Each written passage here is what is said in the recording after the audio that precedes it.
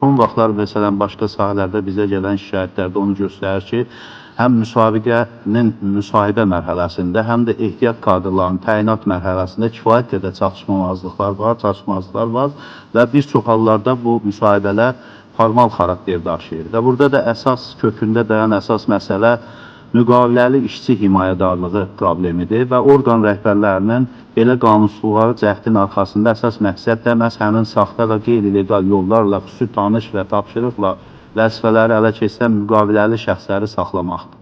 Təsəvvür edin ki, adam müsabiqədən qalib gəlib, ən yüksək bal toplayıb, neçə belə adam müraciət edib, mən burada konkret adlar çəkmək istəmirəm və adamlar müsahibədə müqaviləli şəxslərə uduzublar. Onlara 17-18 bal verilir, bunlara aşağı 16 bal, yaxud da ümumiyyətlə bunlara elə çətin suallar verirlər ki, və suallardan keçə bilmədiyinə görə kəsirlər və ömrünü, gününü həsr edib, dövlət qulluğunda yer almaq istəyən bir Azərbaycan vətəndaşı, bir Azərbaycan gənci bu mərhələni aşa bilmir. Ehtiyat kadrların təyinatı məsələsində də 2 illik müddət bir də gözdən keçirilməlidir. Adamı qoyurlar ehtiyata, 2 ildə gözləyir, 2 ildən sonra bu iş alanmır, bütün həyatı alt-üst olur. Bunu yaxşı olar ki, elə dərhal verilsin Dövlət İmtahan Mərkəzinə səlahiyyət, harada boş vakant yeri varsa, müvafiq dövlət qurumuna bu göndərilsin.